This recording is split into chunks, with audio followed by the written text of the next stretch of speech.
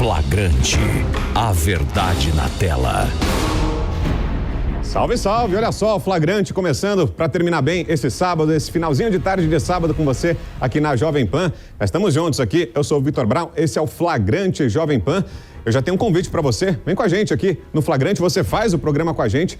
Estamos esperando, hein? Seu vídeo, sua denúncia, se você tem algum registro bacana, algo que você quer mostrar pra gente, quer trazer aqui pro Flagrante, manda pra cá. Nosso WhatsApp tá aqui aberto, esperando sua mensagem, tá aí na tela, olha só. 11 931 17 0620 é o WhatsApp do Flagrante, coloca aí na agenda e manda pra cá. Manda seu vídeo, pode mandar áudio, pode escrever também, conta pra gente o que aconteceu, vem aqui pro Flagrante com a gente. E também interaja comigo lá nas redes sociais, pelo Instagram você me acha, é o @VitorBrownBR, manda um direct, passa pra gente e a gente traz aqui também no Flagrante. A gente vai começar o programa de hoje falando sobre esse homem aqui. Põe na tela, Luquinhas. A Polícia Civil de Diadema, aqui no ABC Paulista, já pediu a prisão preventiva desse sujeito aí. É o Vitor Rafael de Oliveira. Ele e o comparsa, que foi preso em flagrante, foram os responsáveis por um assalto que causou revolta. Você deve se lembrar desse caso, os bandidos roubaram e ainda debocharam da vítima. E o Felipe Abreu preparou uma reportagem pra gente relembrar tudo o que aconteceu. Vamos com o Felipe então e daqui a pouco eu volto. Segundo a investigação, Vitor é o que aparece nas imagens, no interior deste carro, contando o dinheiro que havia roubado da vítima, no bairro da Saúde, zona sul de São Paulo. Respeita, fi, respeita, é os D, fi. Respeita, quer teto, é o quê? Quer Volvo, fi. Quer Volvo, fi. Vamos de Volvo, fi, ó. Respeita, aqui nós é bandido, fi. O veículo importado é dessa mulher de 58 anos, que foi assaltada pela dupla quando chegava em casa na última semana. Nas imagens é possível ver o momento em que a vítima se aproxima do portão do prédio e é surpreendida por um dos assaltantes. Ela tenta escapar, mas é impedida pelo bandido que tem a ajuda do comparsa. A mulher ainda tenta alcançar a bolsa, que fica presa na grade, mas os assaltantes, em tom de deboche, pegam e fogem. Ela ainda tenta ir atrás deles. Os criminosos fugiram com o carro e o dinheiro da mulher e ainda gravaram o vídeo ostentando o veículo roubado. Respeita, fi, é os D, fi. Respeita, quer teto, é o quê? Quer Volvo, fi. Quer Volvo, fi. Vamos de Volvo, fi, ó. Respeita, aqui nós é bandido, fi. A polícia conseguiu prender em flagrante um dos assaltantes, Cleben Cristófen da Silva, que na fuga aparece ao volante do carro.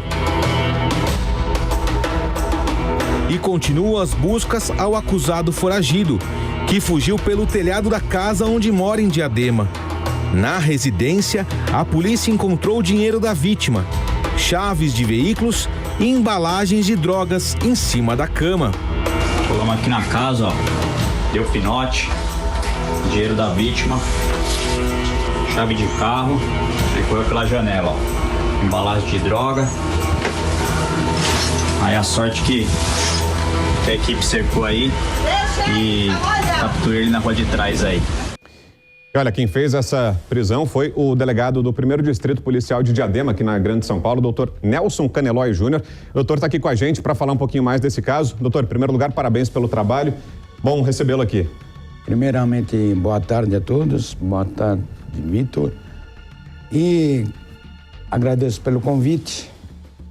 E formalizando aí, para formalizar essa ocorrência, a Polícia Civil procura trabalhar, fazer o melhor pela sociedade. Essa ocorrência ocorreu no bairro da Saúde. Em diligências, a PM em perseguição foi até o município de Diadema, onde residem os meliantes. Um já tinha sido pego, é isso, né, doutor? Como é que foi? Foi em Diadema. Eles estavam... na realidade, eles roubaram a senhora na Saúde, roubaram o veículo dela e no caminho a PM conseguiu localizar esse veículo. Em perseguição até o município de Diadema, onde eles foram pegos. Um acabou fugindo e o Kelvin acabou sendo preso. Vamos pôr de novo a cara dele aí, Lucas? Esse é o Kelvin, ó. Esse, isso. Kevin, é isso? Kelvin. Como é que é o nome do sujeito? Kelvin. Kelvin, é o Kelvin. Põe aí, Lucas. Põe mais uma vez pra gente ver. Ah, tá aqui no nosso telão, ó. O Lucas colocou aqui pra gente. Aqui a gente tem a cena outra vez do momento do roubo, que chamou muita atenção, né, doutor? O fato do deboche, né? Ele levantando a bolsa, né? Essa gracinha depois acabou, né? Ah, sim, com certeza. Inclusive a agressão, né, em cima da senhora, né? Ela foi agredida. É lamentável, né? Mas conseguimos deter o Kelvin. Em seguida, na investigação, conseguimos identificar o endereço do Vitor, que é o que fugiu. Dirigíssemos, as equipes do 1º DP se dirigiu até a residência, onde lá se encontrava 4 indivíduos. E justamente o Vitor conseguiu fugir pelo telhado da casa, que parece que vai mostrar aí também. E identificamos mais 3 indivíduos no interior da residência. Só te interromper, doutor, esse aí é o que está sendo procurado, né? O Vitor, né? Esse é o Vitor. Tá. Correto. E no interior da residência encontramos lá a roupa que ele vestia na hora do momento do roubo, meia dúzia de chaves de veículos, que provavelmente é produto de roubo, maconha, apetrechos de entorpecentes. E identificamos aqueles 3 indivíduos, encaminhamos para a delegacia para averiguação, aguardando outras vítimas, porque nós levantamos que eles tinham feito 4 roubos naquela semana. Então, provavelmente, aqueles outros 3 indivíduos também estariam participando de outros roubos. Mas, na investigação no interior da delegacia, esses 3 indivíduos foram qualificados e aguardando a presença de outras vítimas para poder fazer um reconhecimento. Isso tudo aí que os policiais encontraram, a gente viu umas chaves ali no sofá, né, doutor? Tudo de carro roubado. Tudo de carro roubado, isso. E estamos aguardando vítimas. Então, olha o tamanho também. Sim. Até para você que está em casa, para você entender, olha o tamanho da importância, olha a importância desse trabalho da polícia de Diadema. Quantos outros crimes não foram impedidos, né? Quando os policiais chegaram, já tinham feito um estrago, já tinham levado... E é por essa janela que eles fugiram, né, doutor? Estou vendo ali a imagem. É a janela do fundo da residência. Pois é, então dá pra gente entender o tanto de coisa, de prejuízo que esses bandidos já tinham causado. Agora um deles já se deu mal, já está atrás das grades. E quantos outros crimes não foram evitados por esse trabalho da polícia de Diadema? Parabéns, doutor Nelson. Correto, obrigado. Só para concluir também, na hora dessa gravação deles debochando da população, esse celular que ele encontrasse na mão fazendo a gravação também é produto de roubo de outra vítima. Então ele ainda aproveitou o celular da vítima. Com o celular roubado, ele filmou e fez o videozinho dele para a rede social, né? Então é só para informar também que é de outra vítima que já compareceu na delegacia, reconheceu. E agora é questão de tempo também para chegar no outro também, né? Com todas essas informações que agora os senhores têm em mãos, e é claro que é um trabalho sigiloso, né? Claro que não vou pedir aqui que o doutor Nelson compartilhe essas informações com a gente, mas agora a inteligência está trabalhando e em questão de tempo deve chegar o comparsa dele, né? Estamos só aguardando o mandado de prisão, porque existe uma investigação, existe um relatório, então já temos identificação dele, as equipes já estão prontas para sair assim que o mandado de prisão chegar na minha mão. E eles agiam à luz do dia, né? Esse caso aí que a gente viu, né, do roubo a essa senhora na saúde, foi de manhã, né, doutor? Foi de manhã, foi na parte da manhã. E próximo a esse aí, teve outros roubos também ali na saúde, que chegou para mim as imagens, mas até eu pensei que eram os mesmos indivíduos, mas não eram. E isso aí está sendo investigado pelo 16º DP da Vila Mariana. Ô Lucas, roda pra gente de novo aquele vídeo deles ostentando e tirando onda dentro do carro da vítima. Olha só, vamos ouvir de novo. Respeito, quer teto, é o quê? Quer Volvo? É Volvo, filho. Você quer Volvo, filho? Vamos de Volvo, filho, ó. Respeita, aqui nós é bandido, filho. Chegamos aqui na casa do Vitor, ó, outro autor do roubo. Localizamos aqui, ó, o dinheiro da vítima. Diversas chaves de veículos aí, provavelmente produto do roubo. Aqui uma micha. Aqui a blusa que ele estava utilizando aí no crime de hoje. Embalagem de drogas. Só que ele percebeu a presença aqui, ó, e evadiu correndo os telhados aí. E as equipes aí estão fazendo o cerco aí para tentar encontrar ele. Impressionante como sempre tem conexão também, né, doutor? Nessa diligência, os policiais do 1º DP de Diadema que chegaram até lá se depararam com drogas também, né? Então não foram só os produtos de furtos, de roubos, como esses que eles tinham acabado de fazer, tinha droga também por lá. Não, é sequência, né? Eles fazem roubo, tráfico, furto. Então é uma sequência de roubos que eles planejam e saem para realmente cometer o crime. E nesse vídeo aí que a gente está rodando mais uma vez, doutor, deles no carro da vítima, dá para ver que tinha muito dinheiro em espécie, né? Será que eles já estavam monitorando a vítima? Como é que foi? Não, a vítima, na realidade, então, eles quando roubaram, a vítima nem percebeu que levaram o dinheiro. Mas na residência foi encontrado e foi entregue para a vítima, né? Então ela conseguiu recuperar todos os 600 reais. Tá certo. E essa região tá bastante difícil, né, doutor? Da zona sul de São Paulo, essa chegada a Diadema também, toda essa região ali tá sofrendo bastante com esse tipo de ocorrência, né? Vitor, porque ali a saúde, a via mais rápida é a rodovia dos imigrantes. Então a saída deles... Tem rota de fuga, né? É rota de fuga e entra no município de Diadema, né? Bom, vamos colocar de novo, Lucas, o rosto do procurado aí, que é o Vitor Gabriel Gomes da Silva. Ele tem 19 anos. A gente vai colocar de novo aí para você. O Kelvin é o que se deu mal. Agora acho que eu acertei o nome do sujeito. É o Kelvin. E esse aí é o Vitor Gabriel Gomes da Silva. Ele é procurado, é o outro envolvido naquele roubo que a gente acabou de ver lá no bairro da Saúde. Foi detido pelos agentes do 1º DP de Diadema. Tem um outro caso agora, doutor, que eu queria falar com o senhor também. Olha só, uma outra prisão realizada pelo 1º Distrito Policial de Diadema foi a desse indivíduo, Vitor Gabriel Gomes da Silva, de 19 anos. É um outro Vitor? Vamos ver na reportagem. O policial militar estava de folga. Tudo aconteceu quando ele saía de casa de moto e foi surpreendido pelo criminoso que estava disfarçado de falso entregador. Ao perceber a ação do bandido, o agente policial abandona a motocicleta e foge correndo. O bandido dispara 5 vezes contra o policial. A vítima, de 36 anos, acabou baleada no ombro, mas não corre risco de morte.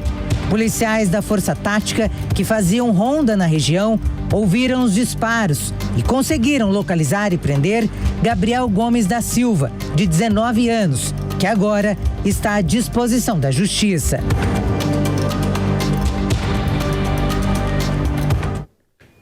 Foi muito rápido na reação esse policial, né, doutor? E agora certeza. Como é que está o trabalho?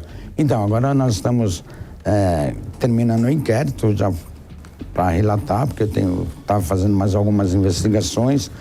O policial militar que estava de folga levou um tiro no ombro, transfixou, está bem, graças a Deus. Mas o meliante disparou 5 tiros no policial. O policial também teve sorte. E no revide com a Força Tática, o meliante foi preso, que é esse Vitor novamente. E um detalhe, viu, Vitor? Da prisão dele, nós constatamos na delegacia, ele estava com 5 vestes de roupa. Então, cada roubo que ele ia fazer, ele iria trocar de roupa. Estava no começo do expediente, então, é isso? Desde ele ia tirar cada uma dessas vestes e ia roubar mais de uma vez ao longo do dia, né? Desde as 7 horas da manhã, ele já saiu para roubar. 7 horas da manhã. Então, provavelmente, ele ia fazer no mínimo 5, 7 ou 10 roubos. Tentar, né? Tentar. Porque eu acho que a polícia, nós, policiais civis e militares, estamos trabalhando muito bem com relação a esse tipo de crime, principalmente o rapaz que anda com a moto, com a mochila atrás de entregador, é muito visado hoje pela polícia. Não é? Eles ainda estão usando esse tipo de disfarce? Ele mesmo estava usando. Nesse caso ele estava. Ele estava usando. Então ele sai para disfarçar. Então a polícia civil, a militar está trabalhando muito bem em averiguações, em abordagens de motoqueiros, né? Principalmente quando eles andam em 2 também. Então é muito importante isso, que é um alerta que a Polícia Civil e a Militar está trabalhando em conjunto. Polícia de Diadema, nós não paramos. São 4 distritos, todos os delegados, todos os policiais lá trabalham com gosto e estamos fazendo o melhor pelo município, pela Polícia Civil de São Paulo. Doutor, e nesse caso o policial reagiu, né? Mas qual que é a recomendação? Em geral, é para que não reaja. Não reaja, é isso. Mas ele, como é policial, experiente, ele viu a oportunidade de reagir, ele acabou, mesmo assim, ele foi atingido. Então, tem que ter muita cautela, muito cuidado na hora de reagir. Bom, e dá pra gente ter uma ideia também, assim como no outro caso, nesse caso também, na prisão desse Vitor Gabriel Gomes da Silva. Tá cheio de Vitor hoje, hein, doutor? Tá. Tem eu aqui, tem um monte de xará aí que eu não me orgulho de ter como xará, não, né? E meu escrivão também chama Vitor. Ó a cara dele aí. O pessoal colocou, a Ana e o Lucas colocaram aí pra gente. PM. Isso, desse caso que a gente está conversando agora, né? Esse é o Vitor Gabriel Gomes da Silva, é isso, né? É o que atirou no PM. Tá fechado. E agora como é que faz, doutor? Porque essa é sempre uma preocupação. A gente vê que foi preso, é uma ótima notícia, a gente comemora, fica feliz. A vítima também, para a vítima é um alívio, claro, quando acontece a prisão, como nesse caso, nesse ótimo trabalho do pessoal lá do 1º DP de Diadema, é claro que é uma grande notícia. Mas agora, a pergunta é, e agora? O próximo passo? E a justiça? Como é que vai ser agora? Tem chance de ele voltar para a rua? Não, nesse caso não, mas dependemos, é claro, da justiça, do judiciário, da promotoria que foi encaminhado e vamos aguardar. Eu acredito que ele vai ficar um bom tempo, né? Mas enquanto nós sabemos, a nossa legislação é um pouco fraca, eu acredito, né? Porque ele cumpriu uma parte da pena e é liberado, né? Vai responder em liberdade, às vezes cumprir, né, uma parte. Então, eu acho ainda um pouco, a legislação deveria melhorar ainda. Pra gente ter uma ideia, quanto tempo dá para estimar, doutor? Quanto tempo que vai ficar na Nesse cadeia? Nesse caso aí, vamos supor, como houve a lesão corporal, usando arma de fogo, o roubo, eu acredito, como eu enquadrei ele lá, de 7 a 18 anos. Mas não deve fazer uma média, né? Então, eu acredito, somando, deveria ser a de 7 a 18. Mas vai depender do judiciário, vai depender da promotoria e das consequências, provas, né, que foram apresentadas, arma, roupas, o veículo é do padrasto dele, que também tem passagem. Então a gente vai levantando todo o histórico da família, dos amigos e dele mesmo. Isso aí é o que foi encontrado com ele, a caixa de entregador, né? A mochila que ele usava como disfarce, iFood, né? Normalmente eles usam isso como disfarce. Perfeito. Esse é o doutor Nelson Canelói, 1º Distrito Policial de Diadema, aqui na Grande São Paulo. Obrigado, doutor, pela presença aqui. Obrigado. Mais uma vez, parabéns pelo trabalho. Que bom poder trazer esse tipo de notícia aqui. Obrigado, viu, doutor? Eu queria só... Por favor, fica à vontade. Espaço. Eu queria agradecer em nome da Polícia Civil. Primeiramente, o doutor Antônio Nico, nosso delegado-geral, que foi excelente trabalho, que está agora na Secretaria de Segurança Pública. O doutor Arthur, que nosso atual agora delegado-geral. O doutor Luiz Tony, que foi diretor do Demacro. Doutor Elcio Saião, foi meu seccional em Diadema. Doutor Guertson, doutor Arcas. E quero parabenizar também o doutor Júlio, que é o novo diretor do Demacro, e o doutor Marcelo, que é o novo seccional de Diadema. Sejam bem-vindos. A Polícia Civil está de braços abertos. Posso acrescentar um nome rapidinho? Pode. Doutor, e o do novo secretário Derrite, né? Derrite, ia falar agora, da Segurança isso. Pública. Que está trabalhando também, foi muito bem indicado pelo governador, está trabalhando corretamente juntamente com o doutor Nico, e nós ficamos contentes, porque unimos a Polícia Civil e Militar com mais força agora. Então, parabéns a todos e obrigado. Assina embaixo esse agradecimento aqui feito pelo doutor Nelson. Obrigado mais uma vez, doutor. Obrigado. Pela visita aqui ao nosso estúdio. Sempre que tiver alguma boa notícia como essa para compartilhar com a gente, as portas aqui do Flagrante estão abertas, igualmente. Viu? Obrigado. Valeu, doutor. Até mais. Até a próxima. A gente vai pro intervalo agora. O doutor Nelson já está de saída, a gente vai para o intervalo agora e no próximo bloco tem outro caso. Uma dentista foi ameaçada pelo ex-companheiro, prometeu matar a ex e as filhas dela de 1 e 10 anos de idade. Essa é uma foto dela, das primeiras agressões que ela sofreu. Daqui a pouquinho ela vai estar com a gente aqui para falar sobre esse pesadelo. E ela, toda poderosa, que manda prender, manda soltar, a desembargadora doutora Ivana Davi, vai estar com a gente aqui para nos ajudar a entender esse caso. Daqui a pouquinho a gente fala sobre isso aqui no Flagrante. Até já.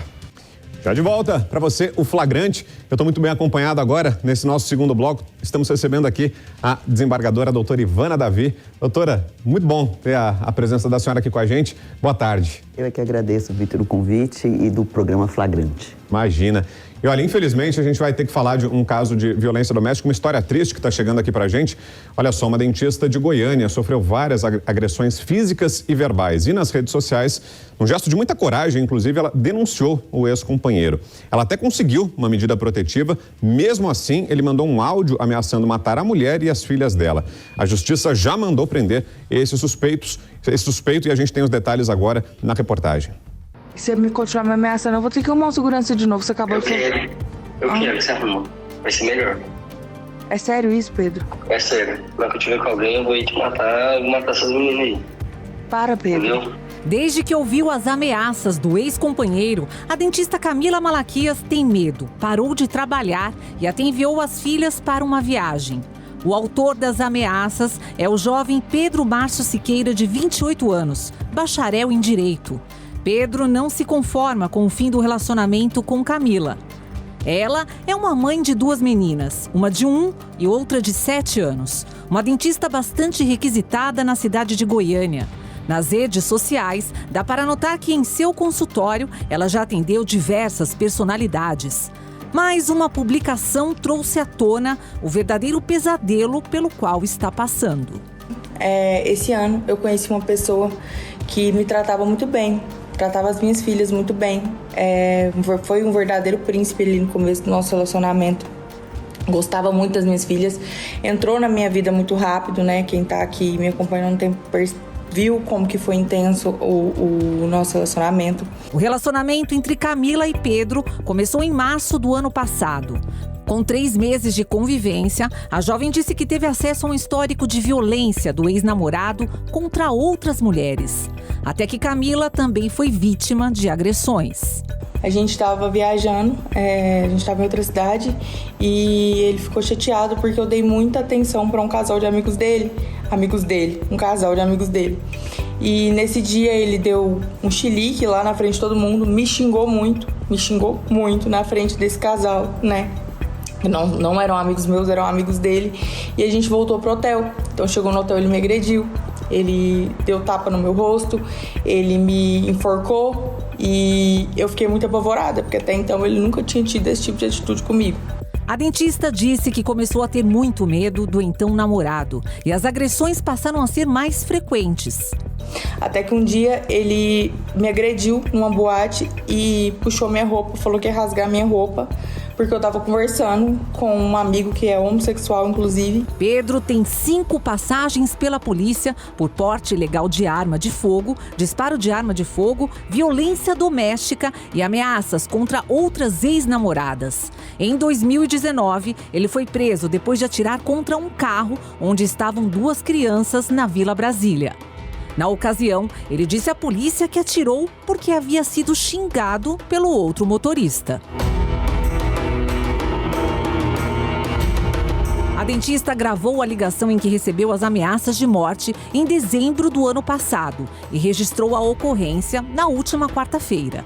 A justiça expediu mandado de prisão preventiva contra Pedro Márcio pelas ameaças e porque ele descumpriu a medida protetiva que o proibia de chegar perto ou manter contato com Camila desde outubro do ano passado, quando ele foi preso em flagrante por agredi-la em um hotel em Caldas Novas, no interior do estado. Bom, claro que a gente vai conversar muito com a doutora Ivana, que já atuou em vários casos, né? Sempre muito triste, né, doutora? Esse tipo de caso com violência doméstica, né? Quando a violência é dentro da própria casa, né? Que era para ser o nosso porto seguro, né? O ambiente em que a gente se sente feliz, à vontade. Imagina o drama que não é para essas centenas, milhares de mulheres que nesse momento, em todo o Brasil, em todo o mundo, dá para dizer, estão sofrendo com a violência dentro de casa. A gente já conversa, doutora? Vou pedir licença um instantinho, porque a produção conseguiu o contato e a Camila que a gente viu agora aí na reportagem, está com a gente aqui, vai conversar com a gente agora aqui no Flagrante. Ô Camila, em primeiro lugar, parabéns, viu, pela sua coragem. Não é fácil um depoimento tão profundo, tão intenso como esse que você publicou nas suas redes sociais. Parabéns pela coragem em ter denunciado. Isso abre caminho, inclusive, para que outras mulheres façam o mesmo. Parabéns. Em primeiro lugar, como é que você está? Conta pra gente qual que é a situação de momento por aí. Bem-vinda aqui ao Flagrante. Obrigada pelo apoio. Eu tô no momento, não tô em Goiânia, né? Eu também viajei para poder ver se eu consigo um pouco de paz, não estou trabalhando, as minhas filhas também estão em viagem, estou falando com elas somente por chamada de vídeo, e a situação continua a mesma, ele está foragido, né, o pessoal está escondendo ele, não se apresentou à polícia e nenhuma notícia a gente tem. E o que mais me chamou a atenção na sua história, Camila, é que você conseguiu uma medida protetiva contra ele, né? E mesmo assim isso não te garantiu sossego, né? Não, quando ele ficou só 3 dias preso em Caldas Novas, quando ele ficou preso. E quando ele saiu de lá, ele já me ligou chorando muito. Eu também tenho a gravação que está na Justiça do áudio, quando ele me ligou que ele saiu da prisão. E na época que ele saiu da prisão, até então eu não tinha intenção nenhuma de expor, porque eu achei que realmente ele ia me deixar em paz. E ele chegou a ir procurar um médico para ter ajuda para a questão da raiva que ele sente, porque eu sempre falei para ele, procurar ajuda, não é normal uma pessoa ter ódio o tempo todo igual você tem. E aí eu ainda consegui ajudá-lo, né, nessa questão de ele ir ao médico, indiquei o médico para ele e tudo. Mas quando foi em dezembro, ele me agrediu novamente, me trancou no banheiro. Eu conto isso também no vídeo. Ele me trancou no banheiro, colocou uma meia na minha boca, falou que ia me matar, e eu já estava assim, numa situação muito complicada. E foi quando eu falei, gente, realmente eu preciso afastar ele totalmente da minha vida, porque senão eu vou morrer. Nesse dia eu cheguei a falar para ele, me mata então, porque eu não aguento mais viver essa situação de ameaça. Eu realmente já não aguentava mais. Cheguei a falar isso para ele, falei, deixa as minhas filhas viver a vida delas, eu tenho seguro de vida, elas vão ficar bem. Eu não aguento, eu já estava assim, a minha saúde mental já não existia mais, eu já estava sem força para viver. E aí foi quando eu fiz uma viagem, né, saí de Goiânia, fiz uma viagem que eu fiquei fora. E foi quando eu retornei dessa viagem que eu consegui gravar essas ligações. E eu só consegui gravar uma parte, porque eu comprei um aplicativo para tentar gravar as ameaças dele e o aplicativo não estava funcionando. Então eu só consegui gravar algumas coisas. Ele falou coisas muito piores. Teve um dia que ele chegou a falar que ia dar tiro mesmo no meu prédio se eu estivesse lá, que o meu prédio não é seguro, que ele conseguiria me matar onde eu estivesse. Enfim, é um pesadelo. Camila, a doutora Ivana Davi está aqui com a gente também. Doutora, se quiser fazer alguma pergunta para Camila, fica à vontade. O que é possível dizer diante de um caso como esse? Que mais que precisa ser feito? A Camila já contou aqui para a gente tudo que esse homem já fez na vida dela. Que mais precisa para que ele seja punido, para que ele seja parado, né, doutora? Pois é, o que a gente percebe no quadro da Camila, e é uma rotina, e nem até desviando do caso concreto, é que normalmente o agressor, ele usa essa forma, né, de ir sufocando e literalmente aterrorizando aquela mulher que ele sempre acha que é um prêmio, que é dele, e por isso ele não passa a possibilidade dela é uma pessoa independente, uma mulher que tem uma profissão e que pode tocar a vida dela sozinha. E esse fato que se narra no tocante no primeiro momento ele ser preso em flagrante, né, a justiça ter dado uma resposta. E depois ele faz essa situação meio de underdog, de perdão, de que me dá uma chance. E se passa de novo, ou se traveste de novo daquele príncipe. E logo em seguida ele volta a ser a pessoa que ele sempre foi, que é agressivo. Isso é um perfil do agressor que nós, durante toda a nossa rotina de trabalho, percebemos. Quando ele se vê acuado, né, e já nas mãos da justiça, ele normalmente faz esse papel de arrependido, de me dar uma chance, eu te amo, e que foi um caso isolado. Só que não, né, porque o agressor, ele dá sinal de agressão. Ele é assim de alma e vai ficar o tempo inteiro aterrorizando, porque na cabeça do agressor, aquela mulher é dele, é uma propriedade. E por isso ele novamente volta a agredir. É muito perigoso esse quadro, porque a gente percebe, Vitor, estudando sobre isso, que o agressor ele vive numa progressão criminosa. Ele te dá uma bronca na frente dos amigos, depois ele te agride e ele vai paulatinamente crescendo nessa violência até que ele chega no ápice, que é o feminicídio. É isso que a gente percebe no caso dela e na rotina, né, diária que a justiça enfrenta aqui em São Paulo e no país inteiro, do perfil de um agressor contra a mulher. Faz sentido para você, Camila, isso que a doutora Ivana, com toda a experiência dela, traz aqui pra gente? Você vê a sua história desenhada nisso que a doutora Ivana falou agora? total sentido. E eu vou falar outra coisa, algumas vítimas dele me procuraram, que passaram pela mão dele, e todas têm o mesmo relato. E outra coisa que é característico dele, em específico, é que ele tem vídeo íntimos de todas as meninas, ele tem um HD guardado e ele ameaça até hoje as outras vítimas dele, que se elas falarem, se elas vierem a público, se elas me apoiarem, ele solta os vídeos. Todas têm muito medo, eu tô correndo esse risco, porque ele tem vários vídeos meus, porque ele gravava constantemente, algumas vezes sem eu ver, outras vezes eu já estava vendo, mas eu já estava, né, deixei aquela situação acontecer porque eu já não tinha mais controle de nada, eu tinha medo dele o tempo inteiro.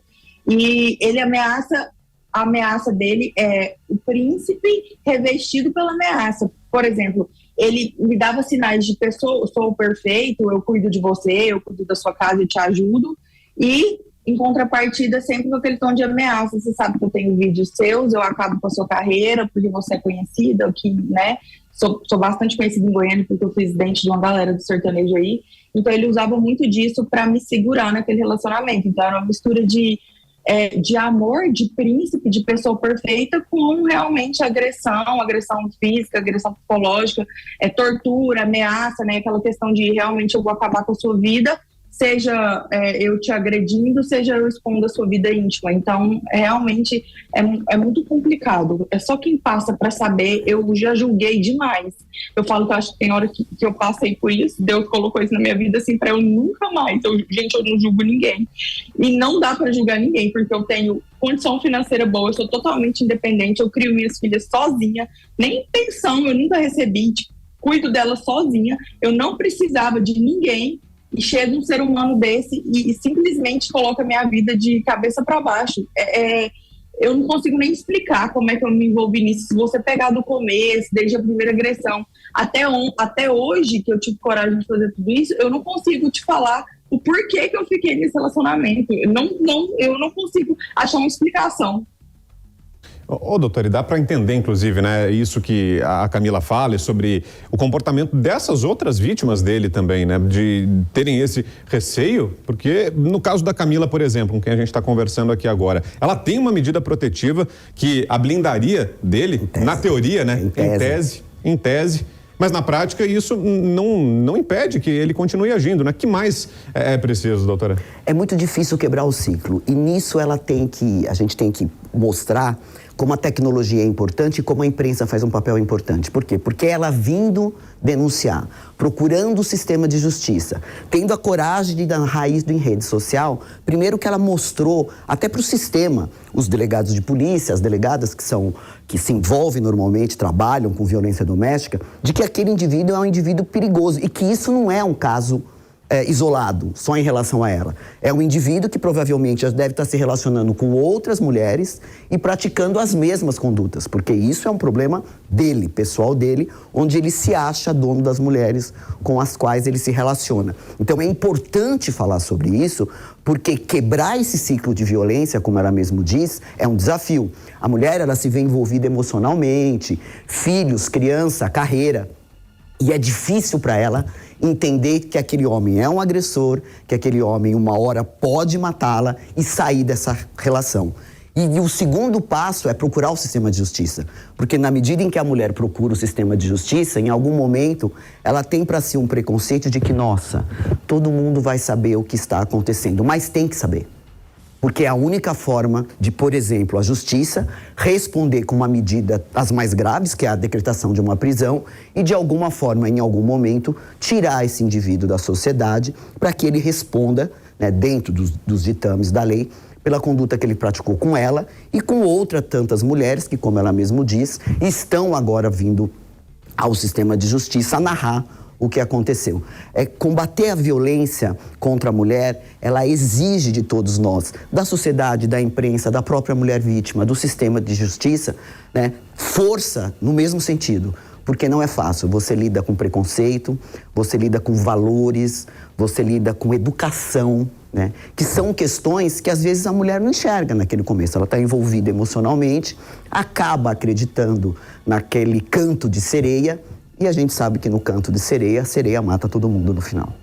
E antes de chamar a Camila de volta, deixa eu só fazer um esclarecimento aqui, aproveitando aqui a nossa enorme audiência. Se o Pedro, porventura, estiver nos acompanhando aqui, quiser se manifestar também, o espaço está aberto. Aqui na Jovem Pan a gente faz jornalismo, a gente ouve os dois lados e da mesma forma que a gente abriu aqui o espaço para a Camila, que está nos dando esse depoimento, o espaço está aberto também. Se o Pedro quiser se defender, quiser trazer a versão dele aqui para a gente, nosso microfone está aberto.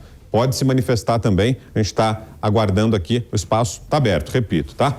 Agora, Camila, no seu caso tem um agravante que piora totalmente a situação, é sempre assim, qualquer caso de violência doméstica, em caso de violência contra a mulher, a doutora Ivana pode me corrigir se eu estiver enganado, mas é a presença de crianças, né?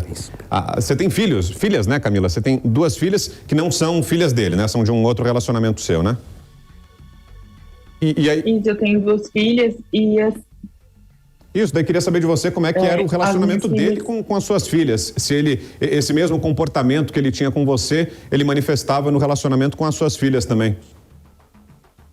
Não, com as minhas filhas, graças a Deus, né, e foi uma coisa que eu acredito também que tem me segurado muito nisso, ele era muito tranquilo com as meninas, inclusive a minha filhinha mais nova, como ele chegou na minha vida, ela tinha 1 ano e pouquinho, ela até chamava ele de pai, porque ela via, né, nos desenhos e tudo, ela era muito pequenininha, estava aprendendo a falar.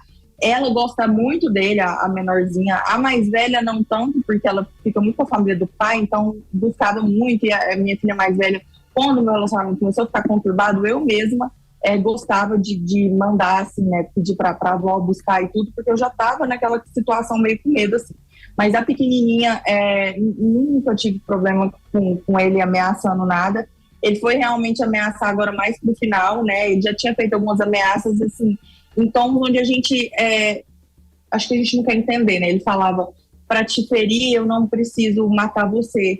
Então, assim, ele fazia ameaças num tom que eu entendia que ele poderia fazer alguma coisa com elas. E aí, até que então, ele realmente fez a ameaça que eu tenho na gravação, que ele fala que se eu aparecer com alguém, ele mata a mim e mata as minhas filhas, né? Então, assim, uma pessoa que convivia com a criança, a minha filha é uma gracinha, e ela era doida com ele, tipo, ele chegava em casa e tudo, e ela sempre gosta muito dele, e ele ter coragem de falar que ia matar, eu penso, o ser humano que tem coragem de falar uma coisa dessa com criança de não tem nem 2 anos, e que gostava dele muito, a pessoa não tem um pingo de coração mesmo, de sentimento. Doutor Ivani, isso que a Camila fala pra gente, essa diferença no comportamento, um monstro com ela, mas com as crianças, um bom padrasto, alguém carinhoso, isso também é comum? Então, Vitor, ele é um monstro o tempo todo. É que, na verdade, ele te utiliza das crianças para atingir, né, o seu alvo, que é aquela mulher que ele acha que ele é proprietário. E normalmente, até em tom de ameaça, quando a gente fala de organização criminosa, né, quando a gente fala de violência doméstica, normalmente seu agressor ele vai procurar aquilo que você mais ama. Até porque ele vai gerar 2 problemas. A você é uma culpa, né, com a mulher uma culpa, e a vingança dele, ele acaba saboreando. Né? Quando ele mata a vítima dele, a vítima vai ser enterrada, é tudo muito triste, ele vai responder por homicídio. O feminicídio é um dos crimes mais graves no nosso ordenamento jurídico, a pena chega a 30 anos de reclusão. Mas ele é tão difícil, uma pessoa tão perigosa, que ele mata os filhos ou ameaça os filhos, que é uma forma de atingir o alvo dele, a mãe, 2 vezes, né? O medo de perder os filhos e a culpa que ele gera na mulher, né? Fazendo com que aquilo torne a vida da mulher muito pior do que seria, por exemplo, tirar a vida dela. Como ela mesmo disse, isso é uma rotina no nosso trabalho. A mulher, não raras às vezes, dá a vida pelos filhos, mas ele não quer. Ele quer que a mulher permaneça viva e continue sangrando essa mulher, né, torturando, para que ela se sinta, inclusive, culpada. E por isso eu falo, e talvez seja... ele nunca foi uma boa pessoa, ainda que quando cuidasse ou dizia que gostasse das crianças, ele nunca foi uma boa pessoa. Ele usa das crianças para, de alguma forma, atingir a vítima por 2 vezes. Camila, e como é que as suas filhas, elas têm reagido a isso tudo? Você chegou a explicar o que está acontecendo? Como é? Então, a minha filha mais velha já entende tudo, né? Ela vai fazer 8 anos esse ano e acaba que ela entende a situação e ela já tinha visto no episódio de Caldas Novas, que quando ele foi preso, que foi um episódio mais complicado, assim, a mais velha viu ele me xingando e gritando, e a correria do hotel, a polícia chegando para prender ele, porque até então ele falava que estava armado, né, tinha uma arma com ele. E aí, nesse episódio lá de Caldas Novas, a minha filha mais velha presenciou, a pequenininha também, mas a pequenininha não entende. Então, na hora que ele começou a xingar e fazer o escândalo, eu consegui chamar a babá para entregar a mais novinha para babá. E aí o pessoal do hotel já correu e colocou a gente tudo lá numa salinha lá, até a polícia chegar e poder prender ele, né? Porque, enfim, ele foi preso em flagrante. A minha filha mais velha, ela tá fazendo já tratamento com a terapeuta, né? Porque a família do pai dela me dá muito apoio, a tia e a avó são pessoas maravilhosas, e tá me dando apoio a mais novinha, porque ainda não entende toda a situação, então a gente só tá preservando mesmo. Acredito que com ela eu não vou ter problema, porque ela é muito pequena, eu acredito que ela não vai lembrar. Agora, minha filha mais velha está muito assustada com a situação. E ela acaba escutando, porque lá em Goiânia tomou uma proporção muito grande o meu caso. Então, toda hora passa em alguma TV, algum jornal falando que está procurando ele e tudo. Então, ela entende. Ela tá indo para psicóloga, né? Porque é o que eu posso fazer no momento. Proteger elas da forma que eu consigo e conseguir uma terapia. Até essa situação normalizar. Mas o que eu preciso que todo mundo entenda é que, assim, essa questão da exposição, para mim, foi muito difícil mesmo, porque eu tenho uma carreira consolidada, eu tô deixando de trabalhar, eu tô deixando de fazer as coisas que eu gosto, eu tô longe das minhas filhas. Essa exposição realmente ela foi necessária para eu ter voz, porque é uma pessoa que tem 5 passagens pela polícia, conseguiu tirar porte de arma, não sei se fala assim, mas ele tem a carteirinha, como se ele pode comprar arma, porque a arma dele é legal. Uma pessoa que tem passagem pela polícia conseguir isso é porque tem as costas muito quentes, né? Outra coisa é que ele nunca ficou preso das outras vezes que ele fez. Ele fez com outras meninas que tem os históricos lá. Ele deu tiro nesse carro lá com 2 crianças dentro e ele nunca ficou preso pelas coisas que ele fez. Então, assim, o que eu sinto é impunidade. Então, a minha exposição foi um grito de socorro, porque eu sinto que talvez, assim, com essa pressão, eu consiga ter justiça, eu consiga ter paz para poder conseguir viver minha vida, porque senão eu ia viver com medo. Ô Camila, você falou algo muito interessante agora, você falou que tem um bom relacionamento com a família dele, como é que eles lidam com isso tudo? Não. Eu falei que eu tenho um bom relacionamento com a família do pai das minhas filhas, mas com a família dele, até então, eu tinha um bom relacionamento, tanto que eu falava com os pais dele sempre, falava, olha, eu quero ajudar, vamos levar ele no médico, ele tem que melhorar, não é normal o jeito que ele é e tudo. E eu até então, assim, eu não tinha problema nenhum com a família dele. Agora, o pai dele é o advogado dele, que está cuidando do caso agora. Então, eu vi algumas afirmações deles, né, que eles soltaram na mídia, e eu fiquei muito chateada. Porque eles sabem que eu passei, sabe? Eles sabem que eu não estou mentindo. Tem vários áudios meus chorando, mandando mensagem para eles falando que eu já não aguentava mais, que eu não sabia mais o que fazer. Então, assim, eles sabem da situação, sabem da gravidade do negócio. E, assim, acobertar, por mais que é filho, sabe? Enfim. O que eles falavam, Camila? Eu já não tenho. Que declarações eram essas? O que eles falavam? Eles falavam que ele vai melhorar, que com o medicamento, realmente, eu não sei se foi o medicamento que ele tomou ou se ele realmente estava fazendo o papel do príncipe, que é do agressor. Ele deu uma melhorada, ou na minha cabeça eu achava que ele tinha dado uma melhorada quando ele começou a tomar um medicamento, que ele foi no psiquiatra. Só que era assim, o dia todo legalzinho e à noite surtando por causa de nada. Se eu postasse uma selfie no Instagram, era porque eu tava querendo me oferecer para alguém, e aí ele já me xingava muito, quando ia me buscar já tava super agressivo comigo. Então, assim, é uma pessoa que ele é totalmente instável, ele não consegue viver em sociedade. Se não parar ele agora, e se ele não fizer alguma coisa comigo, ele vai fazer com alguém, porque é dele, ele sai do controle e ele não vê o que ele tá fazendo, assim, ou ele... É só eu passando mesmo pela situação, ou alguém passando para saber o que eu tô falando, mas é desesperador. É uma pessoa que não consegue viver em sociedade, ele não tem esse perfil de conseguir. Uma pessoa que dá tiro na rua, com um carro, com 2 crianças na maior tranquilidade, sem medo, atirou na rua, no meio da rua, em Goiânia. O que é a noção de um cidadão desse ficar solto? E aí não tem jeito, né, doutora Ivana? É isso que a Camila tá falando, a senhora corrobora isso? Não dá para um sujeito desse continuar vivendo em sociedade, não tem tratamento, né? Não tem terapia possível, ele pode se reabilitar? Como é que é, doutora? Não é por outro motivo, eu logicamente não falo do caso concreto, mas talvez a manifestação do juiz que decretou a prisão preventiva dele, por isso que ele está sendo procurado, deve estar amparada nessas alegações dela estar falando. Normalmente, no caso de violência contra a mulher e dependendo da situação do agressor, né, o agressor se submete, aceita se submeter a um tratamento psicológico, um tratamento psiquiátrico, vai depender do grau dessa situação. O importante agora é se preservar, né, porque ainda que a justiça autorize uma medida protetiva, ainda que a justiça determine, por exemplo, a cassação do porte de arma dele. Que não dá para entender, né, doutora? Desculpa interromper, mas só abrindo um parênteses aqui, isso é absurdo, né? Como é que alguém com esse histórico de violência contra mulheres que tinha e consegue, como a Camila estava dizendo, conseguiu a obtenção do porte, né? Isso também não dá para entender, né? É o palpite da Camila e eu vou nessa linha também, né? Tem costas quentes, né? Não é possível, né? Algo de errado tem aí, né? Não para em pé isso, né? Vai depender de quando ele pediu o porte dele, né? Porque, por exemplo, hoje e com antecedentes criminais, o Sinarme, que é na verdade a Polícia Federal que controla isso, não dá.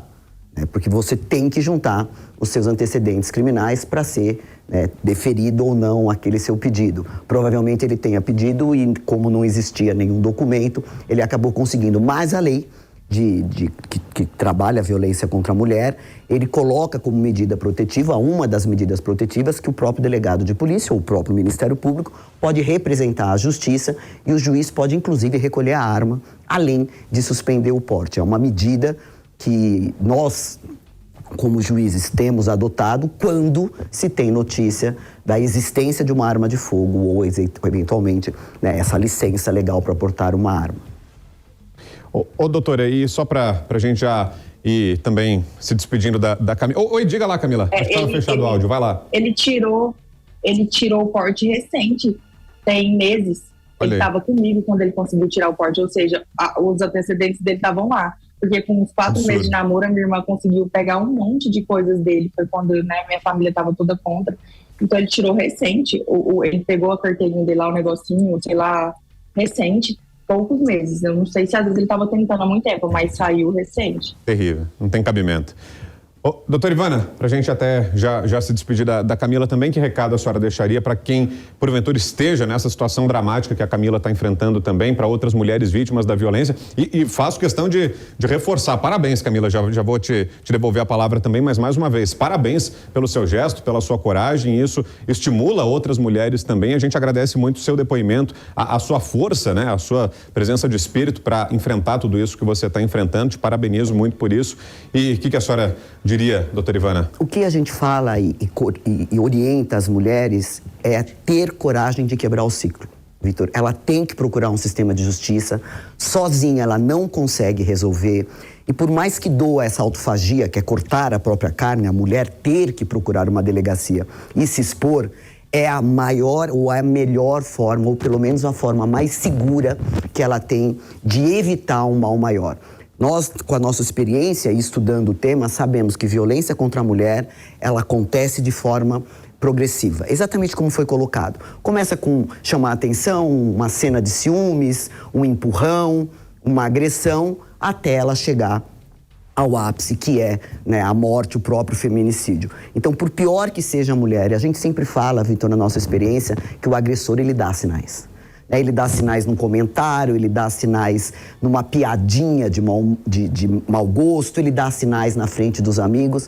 E é importante para a mulher, não raras às vezes, ouvir um conselho de uma amiga, de um tio que fala, olha, ele é agressivo. Às vezes a mulher ela está envolvida emocionalmente e não consegue enxergar, né, esse viés de violência, de agressividade que o seu companheiro tem. Presta atenção, ouve o que os outros estão falando, né? Tenta de alguma forma quebrar esse ciclo e no primeiro sinal de violência, procurar uma delegacia de polícia. Hoje a gente tem delegacias eletrônicas, a mulher nem precisa ir pessoalmente, né? Aqui em São Paulo, www.delegaciaeletronica.com.br e noticie os fatos, né? Se tiver com medo, péssima medida protetiva. Hoje, em algumas cidades onde a gente não tem um judiciário, né, atuando, tá, de recesso, o próprio delegado pode determinar uma medida protetiva. O que a gente não pode é deixar para lá, tentar diminuir, acreditar nesse canto de sereia, porque para a mulher o prejuízo, às vezes, é com a sua própria vida. Ô Camila, enquanto a doutora falava, a gente estava vendo ali algumas outras fotos, rodando algumas fotos de você e do Pedro. O que é que você sente quando você relembra tudo isso, quando você vê essas fotos? Vocês pareciam um casal feliz, um casal apaixonado. O que é que você sente hoje, olhando para trás? Então, eu sempre, né, posto muita coisa no Instagram, eu sou muito ativa nas redes por causa do meu trabalho, e a gente sempre postava as partes felizes, tanto que grande parte do pessoal que já me seguia, né, meu Instagram já era bem grande, ficou muito chocado com a situação, porque eu sempre postava ele com a gente, com os meus filhos, as partes boas que todo mundo mostra no Instagram. O que eu sinto realmente é o que eu te falei, eu não sei como que eu fiquei tanto tempo nisso, eu não sei como que eu aguentei tanto tempo, eu acreditava muito na mudança dele, eu acreditava de todo o meu coração. E algumas pessoas me falaram que quando a gente tem um bom coração, a gente sempre acredita na mudança do outro. Eu acho que era isso mesmo, eu acreditava que ele iria melhorar, que comigo ia ser diferente, que ele ia mudar, que com a ajuda médica ele ia... Eu tinha uma ilusão de que isso fosse passar. Eu vendo as fotos é o que eu penso hoje. Eu falo, meu Deus, como que eu consegui ficar tanto tempo aguentando tudo que eu aguentei. Cada foto dessa daí me traz um flash de alguma lembrança, de alguma coisa que ele me falou, de alguma agressão que ele tenha feito. Essa viagem mesmo de Ubatuba, e Deus me livre. Nossa, não quero nem lembrar.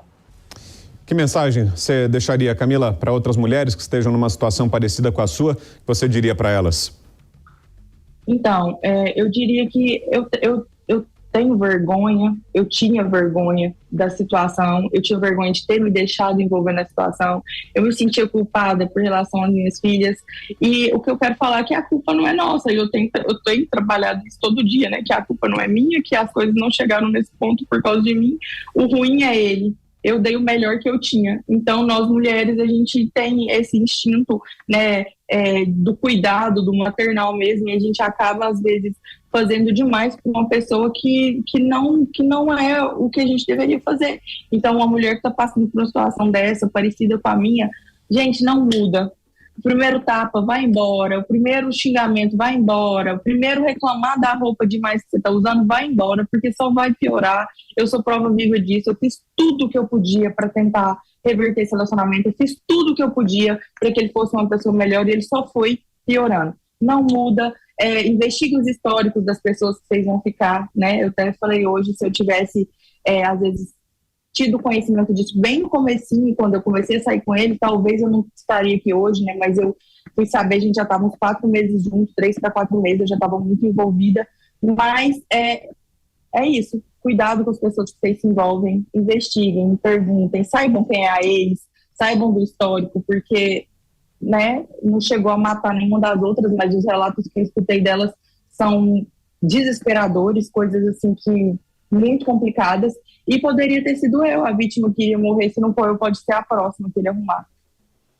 Ô Camila, mais uma vez, parabéns pela sua coragem, obrigado pela sua presença aqui com a gente. Espero que essa conversa nossa e com a doutora Ivana ajude também outras mulheres que passam por essa situação. E a gente fica aqui na torcida para que esse pesadelo que você está vivendo acabe o quanto antes. Nossa produção vai seguir em contato com você. Tomara que a gente consiga, nos próximos dias, receber de você uma boa notícia, saber que esse inferno pelo qual você está passando chegou ao fim. A gente está aqui de verdade na torcida por você, pelo seu melhor. Brigadão, Camila. Amém, obrigada. Valeu. Até mais, Camila, boa sorte. A gente vai para o intervalo agora e no próximo bloco tem uma história daquelas inacreditáveis, uma quadrilha de falsos policiais aqui em São Paulo. Das imagens aqui, Lucas, eram esses aqui. Essa é a libanesa. A gente vai contar direitinho essa história daqui a pouco. A libanesa, e esse aqui do lado dela é o falso policial. Eles eram praticamente atores, era uma história quase teatral. E a gente vai contar para você os detalhes daqui a pouquinho no próximo bloco aqui no Flagrante. A doutora Ivana continua por aqui. A gente vai para o intervalo, a parada é rapidinha. A gente volta daqui a pouco com mais Flagrante. Até já. Falei que era rápido? Já estamos aqui de volta. Mais Flagrante para você nesse sábado aqui na Jovem Pan. Doutora Ivana Davi está aqui comigo no nosso estúdio. Ô, doutora Ivana, tem uma velha conhecida da senhora, alguém que a doutora Ivana ajudou a colocar atrás das grades, que agora está na rua outra vez. Olha só, Suzane von Richthofen, ela que participou do assassinato dos próprios pais, já está fora da cadeia. A gente vai ver agora na reportagem do David de Tarso. Susana von Richthofen deixou a penitenciária de Tremembé, no interior de São Paulo, por volta das 5:30 da tarde desta quarta-feira, conforme a Secretaria de Administração Penitenciária. Presa desde 2002 por matar os pais, a Justiça concedeu progressão para o regime aberto. Por meio de nota, o Tribunal de Justiça informou que o caso corre sob segredo, mas confirmou que, em decisão da 2ª Vara de Execuções Criminais de Taubaté, foi concedido o benefício a Suzane após ser verificado o cumprimento dos requisitos estabelecidos pela Lei de Execução Penal. Suzane, o ex-namorado Daniel Cravinhos e o irmão dele, Christian, foram presos em 2002. Na época do crime, ela tinha 18 anos de idade. Inicialmente, Suzane tinha sido condenada a 39 anos e 6 meses de prisão, mas a defesa conseguiu, na justiça, diminuir o tempo na cadeia ao longo dos anos. Atualmente, a pena revisada de Suzane é de 34 anos e 4 meses, com término previsto em 25 de fevereiro de 2038. Richthofen conquistou o regime semiaberto em outubro de 2015 e passou a ter permissão para deixar a cadeia nas saídas temporárias. No fim de 2022, por exemplo, tinha sido a última vez que a acusada de matar os próprios pais passou o Natal e Ano Novo fora da prisão. Mas o Ministério Público já se manifestou sobre essa decisão da Justiça. De acordo com o MP, o exame psicológico feito em Suzane não seguiu critérios tão rigorosos. A promotoria solicitou um teste mais detalhado para conseguir mapear e identificar traços de personalidade dela. Ainda conforme o MP, na época não havia um profissional qualificado na região que pudesse realizar o teste com Suzane. Mas a juíza que cuida do caso já entendeu que não é necessário o exame criminológico e determinou que Suzane fique livre. Que coisa, hein? Doutora Ivana, conta um pouquinho pra gente como é que foi na época esse trabalho da senhora. Pois é, né, Vitor? Eu era juíza corregedora do Departamento de Inquérito Policial e na época da conduta criminosa, todos imaginavam que, na verdade, teria sido alguém que entrou na casa, então se discutia se era um latrocínio, se era um furto seguido de morte. E o DHPP adotou, inclusive o doutor Marzagão, lembro como hoje, era o delegado responsável. E eu lembro que durante a noite foi feito o enterro, a polícia acompanhou o enterro. E durante a noite, umas 3 horas da manhã, a polícia, via CEPOL, né, o juiz fica de plantão, e ligou dizendo que estava representando pela prisão temporária dela e dos dois, e que ela tinha confessado o crime. Possível. Foi até a minha casa, na época não existia tecnologia, era tudo pessoalmente, o delegado ia lá, e de fato, no interrogatório dela, ela confessou o crime, os outros dois, os Cravinhos, os irmãos Cravinhos também confessaram. E nós determinamos, com a manifestação do Ministério Público, a decretação da prisão temporária dela por 30 dias, já que era um crime de homicídio. Desde então, ela foi processada, julgada, condenada a 38 anos de reclusão, cumpriu a pena até 20 anos e agora ela está em regime aberto. E o que a senhora achou dessa decisão? Ela tem condições dessa volta à vida em sociedade? Sobre o processo a gente não se manifesta, mas teoricamente, dentro de todos os processos, e nós julgamos isso no nosso tribunal, a progressão de regime é um ponto importante no cumprimento da pena. No Brasil não existe prisão perpétua, não existe pena de morte, não existem penas corporais. E, logicamente, dentro do sistema de justiça, nas execuções penais, o preso, até porque ele tem que ter uma motivação para ir cumprindo a pena dele, imaginar que um dia ele vai sair, ele vai cumprindo a sua pena por partes, primeiro em regime fechado, depois ele vai para o semiaberto e depois ele vai para o aberto, até que ele cumpra a pena inteira. Ela, pelo que a gente acompanha, inclusive pela própria imprensa, ela é uma presa que se comporta bem. Ela é uma presa que trabalha, que estuda, ela não se envolve em rebeliões. Então, é uma presa que foi cumprindo as determinações do juiz de execução, da fase de execução. E, normalmente, quando o preso vai cumprindo as fases, ele vai progredindo, que é mais ou menos o que a gente percebe que ela passou a progredir em regime aberto agora.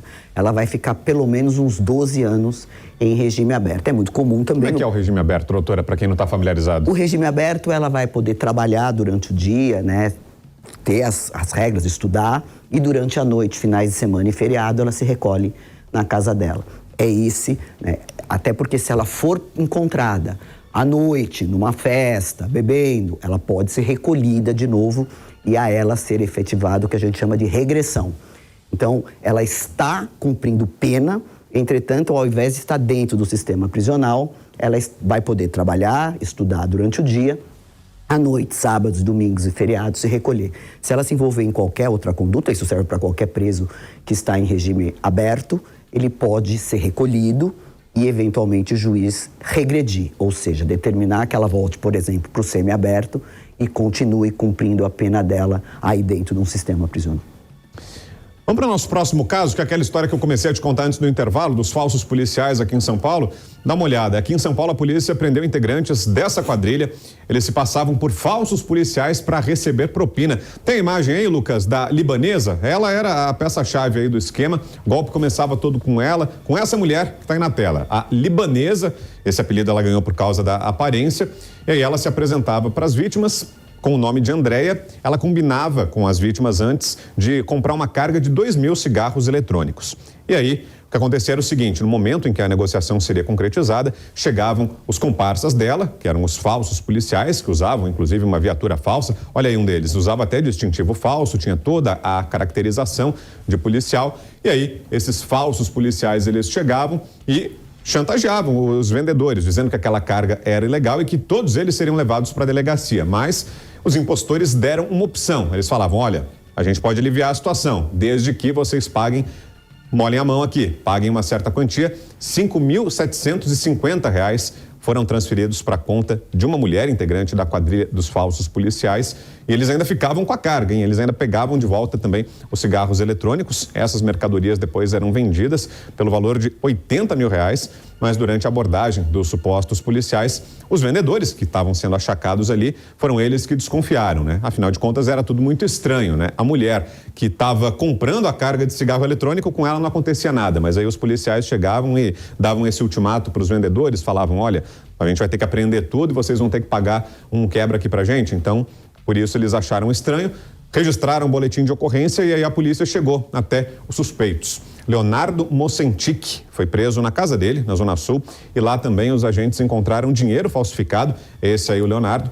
Lá encontraram dinheiro falsificado e drogas também, maconha, cocaína, êxtase e LSD. Tudo aí está nas mãos da polícia. E a mulher também, que era a atriz, né, a que chegava ali dizendo que ia comprar o cigarro eletrônico, a libanesa, que está aí na tela, também se deu mal, também foi presa. Com ela foram encontradas mais notas falsas. Ô, doutor Ivana, um esquema sofisticado, né? E a gente tem que dar os parabéns aqui para esse trabalho de inteligência da polícia, né? Conseguiu acabar com esse esquema todo, né? Um esquema que muitas vezes passa despercebido, né? Essas vítimas tiveram muita coragem também em denunciar, né? Porque achavam que estavam diante de policiais verdadeiros e com uma conduta errada também, né? Pagando ali, subornando policiais, que na verdade eram bandidos, eram criminosos, mas essas pessoas estariam também cometendo algo irregular, pagando um suborno. Então, chama muito a atenção a coragem que tiveram essas vítimas, né? E também o trabalho de inteligência da polícia para chegar até esses bandidos todos, né? É muito importante isso, a Corregedoria da Polícia Civil, que faz um trabalho magnífico, ela é a primeira a receber essa notícia. As vítimas, normalmente, se imaginando que de verdade estão sofrendo, né, um crime de corrupção ativa e passiva, ela, imaginando que é um policial, ela procura a Corregedoria da Polícia Civil, que tem as delegacias para apurar crimes praticados por policiais. E não raras as vezes, Vitor, e eu já atuei na fase de investigação, a própria Corregedoria que descobre que eles não eram policiais, porque quando aparecem as fotos e quando se dá as identificações, a própria Corregedoria da Polícia Civil tem toda a estrutura da Polícia Civil de cada respectivo estado. Aqui no caso, no estado de São Paulo, nós temos uma corregedora, uma mulher que é corregedora da Polícia Civil, e a Polícia Civil normalmente é a primeira a descobrir esses indivíduos, às vezes em associação criminosa, vários indivíduos, falsificam até viaturas, né? Papelam viaturas para que aquelas vítimas imaginem que seja uma viatura, usam o brasão, o distintivo da polícia, e normalmente é a Corregedoria da Polícia Civil que descobre que aqueles indivíduos não são policiais e que são pessoas comuns, na verdade, praticando criminosos comuns. A própria Corregedoria mantém a investigação e é por isso que é importante a vítima, né, narrar esses fatos e através de inteligência, via de regra, interceptação telemática, interceptação telefônica, uma infiltração, a polícia consegue, né, resolver aquela situação, descobrindo duas coisas, que de fato era um crime de extorsão ou de corrupção ativa e passiva. E a segunda é que eles não eram policiais e que isso tipifica uma outra conduta. Vamos para a nossa próxima informação. Tem outra reportagem pronta aqui. Uma tentativa de assalto terminou com um tiro em criminoso na Cidade Nova, região central do Rio de Janeiro. O suspeito tentou assaltar um agente que estava de folga, escolheu mal. Felipe Abreu preparou a reportagem. Vamos ver. O criminoso foi surpreendido pelos tiros no momento da abordagem ao policial que estava estacionando o carro. Houve correria no local. As pessoas ficaram em pânico e tentaram se proteger dos disparos. De acordo com populares que testemunharam a cena, foram ouvidos aproximadamente 7 tiros no local. É possível ver a marca dos disparos nos vidros e na lataria do carro.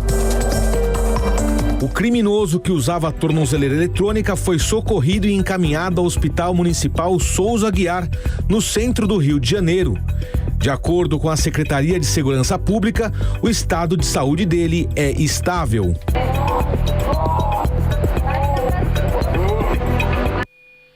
Que ousadinha, doutor Ivana. E foi com a tornozeleira dele tudo, né? Então era um indivíduo que, na verdade, já cumpria, já deveria estar preso, e o juiz substituiu a prisão, né, a segregação de liberdade, por uma medida que é a tornozeleira. Então é um indivíduo que, teoricamente, estava respondendo o processo na justiça e que recebeu essa benesse, né, de continuar respondendo o seu processo mediante controle ou monitoramento de tornozeleira. Olha ele aí, tá no chão ali, isso foi depois dele ter levado o tiro, o policial reagiu, atirou, não atirou para matar, ele foi levado para o hospital, o Felipe falou pra gente aí no finalzinho da reportagem, né? Foi levado para o hospital, tá internado agora e assim que tiver alta, assim que for liberado do hospital, vai direto pro xadrez. Agora, a questão é, né, doutora Ivana, quanto tempo vai ficar por lá? Será que vai ser mais uma temporada, alguns dias, vai almoçar um pouquinho, vai tomar café da manhã, uns 2, 3 dias vai embora ou não? Vai passar uma temporada mais longa dessa vez? Essa segunda conduta criminosa, o policial, ao que se percebe, teoricamente, né, teria agido em legítima defesa, e é um policial preparado, estruturado, que tem o lado emocional, né? Nós, cidadãos comuns, não devemos reagir, porque não temos, né, a expertise, a segurança que tem um policial que é preparado para isso. Perfeito. É um crime ao que parece um crime de roubo, né, qualificado, e teoricamente com uma pena de mais de 6 anos de reclusão, que se somada ao outro crime que ele estava respondendo, porque se estava de tornozeleira é porque já estava, né, sendo processado, eventualmente deve receber uma pena maior e acho que por algum tempo ainda deve ficar preso cautelarmente para responder os 2 processos agora e depois com uma eventual sentença condenatória, se é que vai ser condenado ao fim. Não dá para voltar para a rua, né? Já mostrou que não cumpre o combinado, né? Recebeu essa colher de chá, digamos assim, que é essa autorização que prevê o sistema de justiça, né? Com a colocação da tornozeleira eletrônica, que devolve a ele a liberdade diante dessa condição, de que ele não volte a cometer crimes, de que ele fique sendo acompanhado, monitorado, que os passos deles sejam seguidos, né? Pelas autoridades. É uma colher de chá, é como se fosse uma advertência, um castigo ali mais leve. Mostrou que não mereceu, né? É um benefício que a lei dá, um aval que o sistema de justiça dá, acreditando que aquele indivíduo não vai novamente, né, praticar uma outra conduta. Agora ele tinha um processo, agora ele tem 2 para responder. Tomara que não tenha uma segunda chance, né? Tomara que agora a justiça cumpra o seu papel e não coloque de novo nas ruas, né? Difícil. Esse sujeito. Vamos torcer. Bom, tem outra história aqui de São Paulo, essa impressionante, um sequestro que terminou, olha só, com um indiano que tinha sido sequestrado. Imagina, um estrangeiro aqui em São Paulo, na zona oeste da capital, tinha sido sequestrado e aí ele pulou do veículo durante a perseguição. A vítima havia acabado de embarcar num carro de aplicativo no Rio Pequeno, na zona oeste aqui da capital. Vamos entender o que aconteceu agora na reportagem do Giovanni Chacon. Um empresário indiano pediu uma corrida de aplicativo e falou para um amigo dele chegar para então seguir viagem. Foi nesse momento que os 2 bandidos chegaram. Eles mandaram o motorista sair do carro e obrigaram o passageiro a entrar. Fora, eu tava com o celular na mão, olhei para fora, me lembro, já tava com uma PT 380 na minha cara. E o outro meliante eu não consegui ver, que deu golpe e sequestrou tanto o carro como o passageiro. Jogaram dentro do carro, me expulsaram do carro e levaram o carro embora junto com o passageiro. Os documentos e o celular dele foram roubados. Durante o sequestro, ele teve que fazer transferências bancárias. Enquanto isso, o motorista do aplicativo conseguiu avisar a viatura policial e contou o que tinha acontecido. Foi aí que os PMs localizaram os bandidos.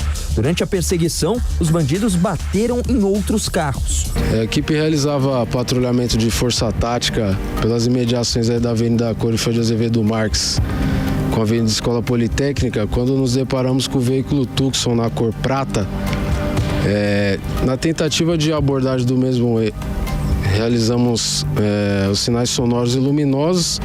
O veículo começou a tentar uma pequena evasão da equipe por diversas vias. O indiano ouviu a sirene da viatura e pulou do carro em movimento. Ele teve ferimentos leves. O menor de idade foi apreendido. O outro sequestrador já tinha passagem pela polícia por roubo e foi preso em flagrante. Que história, hein, doutora Ivana? Nasceu de novo, né, praticamente.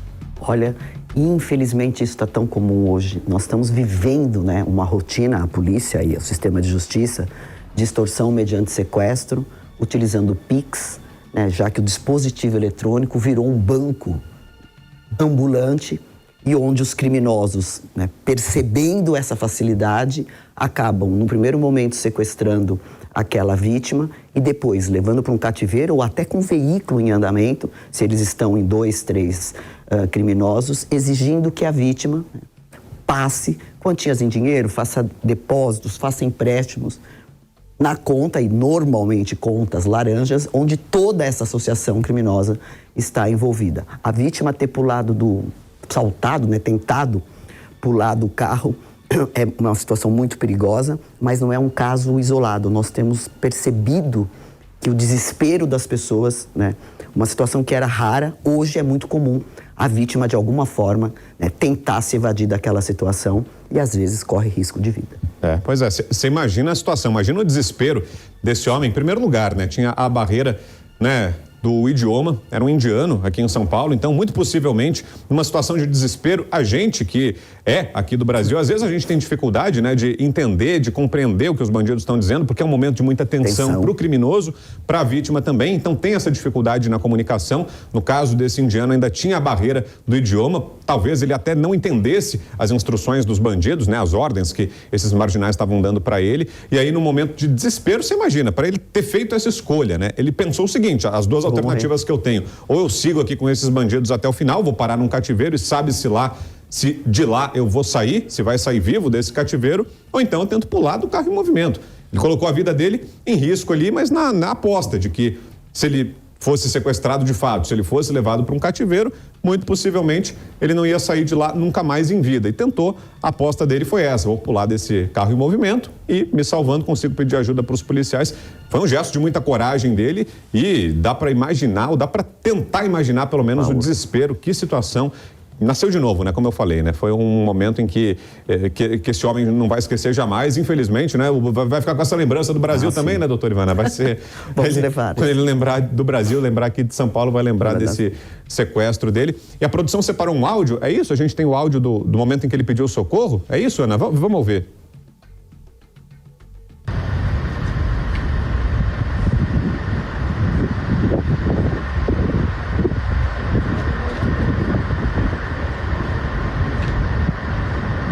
Na verdade, é o momento em que ele foi preso, né? Um dos sequestradores, é isso, né? Ele está ali já do lado da viatura, já controlado pelos policiais, já algemado e tá sendo detido, né? Então é o momento da prisão e aí fico imaginando também, né, doutora Ivana? É um caso que foi interceptado, mas quantos outros já não poderiam ter sido cometidos, né? Quantos outros crimes já não poderiam ter sido cometidos por esses marginais e quantos outros não poderiam vir a acontecer no futuro, né? Sem sombra de dúvida, São Paulo tem uma das melhores polícias desse país, a polícia ostensiva, a polícia militar, né, fazendo o papel dela, acabou de alguma forma evitando um mal maior, né, e prendendo esses indivíduos que estavam praticando uma conduta criminosa. Mas, infelizmente, a polícia não está o tempo todo, né, chegando no momento, e o ideal era chegar até antes da conduta criminosa. Nesse caso, acabou tendo um final importante para a justiça. 3 indivíduos ou 2 indivíduos acabaram sendo presos em flagrante, né? E são pessoas que vão, por algum tempo, ficarem afastadas da sociedade, respondendo pelo processo às barras da justiça, como tem que ser. Mais um caso de sequestro aqui em São Paulo, uma história parecida, inclusive essa foi na Zona Norte, aqui da capital. A polícia prendeu bandidos que mantinham um idoso refém dentro do próprio carro. A vítima é um empresário de 85 anos e a cuidadora dele também se jogou do carro para chamar a atenção da polícia. Quem conta pra gente essa história é o repórter Daniel Lian. As imagens da câmera de segurança mostram o momento em que uma cuidadora de idosos que estava sendo sequestrada pula do carro em movimento na rua Paulo de Faria, no Tucuruvi, zona norte da capital paulista.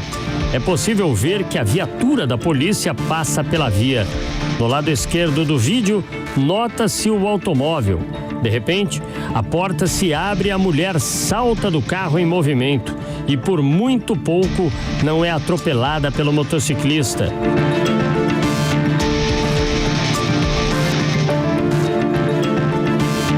Ela sai correndo e pede ajuda aos policiais militares. E logo conta que estava sendo vítima de um sequestro e que no interior do automóvel havia um idoso de 85 anos de idade.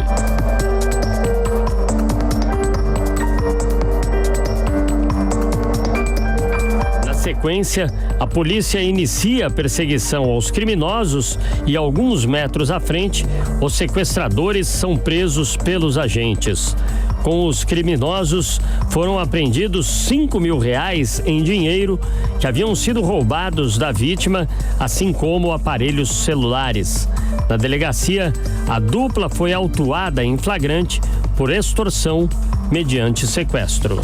Falou que sabia tudo da vida do dono da empresa, falou que sabia quem eram os filhos deles, o nome dos filhos deles, o nome do neto, falou que tinha dinheiro na empresa, que a gente ia voltar para a empresa para pegar o dinheiro, sabia que tinha guarda e pediu dinheiro. Esse depoimento da cuidadora é importante, né, doutora? Porque mostra exatamente como que foi o desenho desse crime, né? E é o desenho mais comum, né? Nesses casos de sequestro, os bandidos sabem com quem eles estão lidando, né? Pode ter sido diferente daquele outro caso que a gente estava conversando antes, do indiano que pediu a corrida por aplicativo. Ali eles estavam dando sopa e quem aparecesse, a vítima que aparecesse... Seria qualquer vítima. Seria qualquer vítima, né? Nesse caso não, né? É um sequestro com outra característica, né? Com planejamento, né? Isso provavelmente a gente tem visto isso com também frequência, alguns ex-funcionários, vizinho, alguém que conhece a rotina daquele senhor, que sabe da vida pessoal dele e que de fato talvez tenha aguardado, né? E quando percebeu a facilidade, acabou, né, praticando esse crime de extorsão mediante sequestro, um crime que o Código Penal impõe uma pena elevada, porque é um crime muito grave. Aí, nesse caso, a gente pode perceber que são 2 vítimas e, mais uma vez, a Polícia Militar estando na hora certa, no momento certo, que acabou, né, evitando o mal maior e prendendo todos ali em situação de flagrante. Por isso que é importante, né, a polícia ostensiva, a polícia na rua. Né? A sociedade se sente segura a ponto de uma vítima se jogar do carro ao perceber a viatura e, mais uma vez, a Polícia Militar estando no lugar certo. Perfeito. E olha, a gente falou agora há pouco aqui sobre o caso da Camila Malaquias, a dentista de Goiânia, que denunciou o ex-namorado. Ela recebeu agora há pouco a informação e passou para a nossa produção a informação de que o Ministério Público de Goiás se manifestou pela revogação da prisão preventiva do ex-companheiro dela, o Pedro, alegando a superlotação dos presídios, além dos problemas mentais do acusado, que poderiam piorar caso ele fosse preso nesse momento. Então, doutora Ivana, é aquele caso sobre o qual a gente falava aqui no começo do programa, no bloco anterior, na verdade, com a Camila. O Pedro, que é esse homem que aparece aí nas imagens, tinha contra ele essa ordem de prisão e agora não tem mais. A Justiça alega que o Ministério Público de Goiás, na verdade, alega o problema da superlotação de presídios, além daquele outro argumento que foi apresentado pelos próprios advogados dele, de problemas mentais, atendendo a seguindo, né, essas 2 justificativas, superlotação dos presídios e problemas mentais. Em cima desses 2 argumentos, determina a revogação da prisão. Provavelmente deve ter sido a manifestação do Ministério Público, né? E, em cima disso, o juiz de direito é que vai decidir se eventualmente ele não vai ser recolhido, e não raras as vezes o juiz pode determinar que ele faça um tratamento psicológico ou psiquiátrico e fique internado em algum espaço. A gente não conhece a decisão do juiz. É isso, que tristeza, hein? Bom, agora está na hora do nosso repórter farejador aqui no Flagrante. Ele já está com a gente aqui no estúdio. Semana passada você não apareceu, hein, farejador? Você pois ficou devendo, hein? Tudo bem? Prazer, doutora. Tudo bem? Prazer, Vitor. Eu estava em investigação. Correria total. A coisa tá Ai de complicada. você, se você for pego em falso testemunho, o pessoal vai soprar aqui pra mim, ô farejador. Você fica esperto, hein? Tem que ficar esperto em todas as situações. A doutora Ivana tá aqui no meu apoio, hein? Doutora, doutora. Você fica ligeiro aí. Com certeza. Ô farejador, e o que tem pra contar essa semana? Qual que é a história? É um caso triste, né? Que aconteceu, né? A morte de um jovem, Vitor Augusto, de 25 anos, que rodou por mais de 6 hospitais, tanto municipal como estadual, municipais ou estaduais, e ele acabou morrendo dentro da própria ambulância no Hospital de Taipas, Hospital Geral de Taipas, aqui na zona norte de São Paulo, por ter tido 3 paradas cardíacas, ou seja, por falta de uma maca ou de uma cadeira apropriada e a falta do socorro imediato, ele acabou falecendo. Essa história é terrível. Daí você foi lá, né, farejador? Fomos lá, fomos lá atrás, falamos com o Ministério Público e fomos... Enfim, a reportagem vai mostrar e a gente complementa. Então vamos lá, vamos rodar a reportagem, daqui a pouco a gente volta. Na última quinta-feira, o jovem Vitor Augusto Marcos de Oliveira, de 25 anos, morreu após sofrer 3 paradas cardíacas, depois de aguardar por mais de 4 horas dentro da ambulância em frente ao Hospital Geral de Taipas, na zona norte de São Paulo. Tudo isso depois de passar por 5 unidades de atendimentos e hospitais. Ele morreu por falta de uma maca especializada para pessoas obesas. A própria família registrou tudo com o celular, inclusive Dona Andréia, mãe do jovem, pedindo socorro. O médico passou correndo, não vi médico, não para nada. Minha mãe aqui, ó. Com um trabalho investigativo e uma microcâmera, fomos até o Hospital Geral de Taipas, que fica na zona norte de São Paulo, e ouvimos do segurança que trabalhou no dia da tragédia. Segundo ele, o rapaz chegou praticamente sem vida e que a demora em busca da vaga foi determinante para a tragédia. Já tinha rodado já umas 5 horas já com esse rapaz. Muito tempo, né? Sim. Aí aqui foi o último lugar que aceitou ele ainda. E que aceitou, né? Aceitou. Só que a dificuldade era pra tirar de dentro da ambulância. Caramba. Não é que ele não aceitou, aceitou. Claro. Ia receber. O problema foi pra tirar. Aí às vezes precisa ser até o bombeiro, né? Pra poder... Quem teve que tirar foi os bombeiros. Os bombeiros vieram? Sim. Mas aí já tinha passado muito tempo. Já. Ele ficou 1 hora aqui. Caramba. Mas ele já tinha rodado antes, já tinha ficado... Cachoeirinha, né? Cachoeirinha. O Mandaqui já tinha ficado mais 1 hora. Pô, o Mandaqui é grande, hein? Cachoeirinha também. Aí eles não receberam lá e trouxeram pra cá. Aí aqui recebe. Falamos também com um advogado especialista em bioética. A morte de Vitor pode ser tratada com o chamado mistanásia. O que seria mistanásia? O primeiro ponto a ser considerado é que essa foi uma morte trágica, porque ela poderia ter sido evitada. Ela teria sido evitada se os hospitais, que são públicos, tivessem o adequado aparelho para atendimento deste jovem. Mortes desta natureza são chamadas na bioética de mistanásia, as mortes miseráveis ou que poderiam ter sido evitadas. Este é um claro caso também de desrespeito à acessibilidade. O fato deste jovem possuir uma obesidade e não ter aparelhos para atendê-lo demonstra o quanto que o aparato estatal está apenas adequado para atender uma média da população. E os casos da qual não se encaixem nessa média não conseguem ser atendidos. O Ministério Público abriu inquérito para apurar o caso. Promotor de Justiça, Arthur Pinto Filho, deu prazo de 5 dias para os envolvidos apresentarem recursos ao Conselho Superior do Ministério Público e 10 dias para responderem os questionamentos. A portaria divulgada pelo Ministério Público tem os artigos 196 e 197 da Constituição Federal que determinam. No artigo 196, a saúde é um direito de todos e dever do Estado, garantido mediante políticas sociais e econômicas que visem a redução do risco e doença de outros agravos e ao acesso universal igualitário às ações e serviço para sua promoção, proteção e recuperação. Já o artigo 197 são de relevância pública. As ações e serviços de saúde, cabendo ao poder público dispor, nos termos da lei, sobre a regulamentação, fiscalização e controle, devendo sua execução ser feita diretamente ou através de terceiros e também por pessoa física ou jurídica de direito privado. Repórter farejador para o programa Flagrante. E aí tem outra nota, é isso? Outras autoridades aliás, aí que falaram? Só tem uma nota, a nota da Secretaria Municipal da Saúde, dizendo que da parte deles, né, das unidades municipais, que eles atenderam e removeram para os hospitais que tinham suporte para isso. E aí entra aquela história do CROSS, né, que é a ligação que tem um entre o hospital e o outro, um mandava para o outro mandava para o outro, e no final das contas o rapaz morreu. Com detalhe, a Secretaria Estadual da Saúde não respondeu e um detalhe mais mórbido, eu conversei com a família, prefiro não gravar, estava chocada, e no caixão do rapaz foi encontrado lixo. Como assim? Foi encontrado lixo. Encontraram lixo na hora de enterrar. Ou seja, a tragédia se torna maior ainda pela falta de respeito de todos os lados, né? É um descaso do começo ao fim, então. Farejador, valeu, viu? Parabéns pelo trabalho. Valeu mesmo, até a hein? próxima. Doutora Ivana, que dizer de uma tragédia como essa, hein? Pois é, o quanto nós temos que evoluir, né? Tudo isso é dentro do sistema do Estado, né? Com falhas.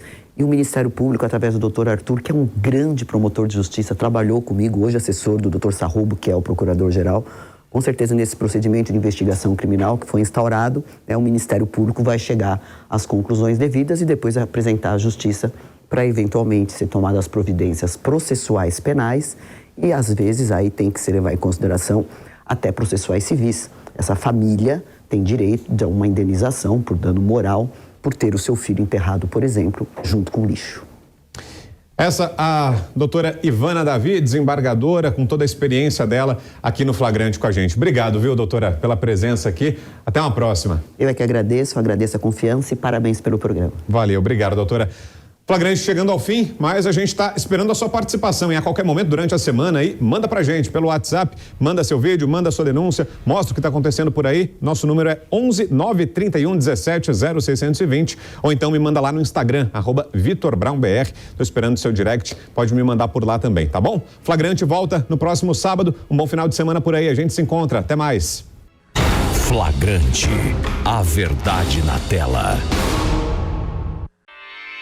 Realização Jovem Pan News.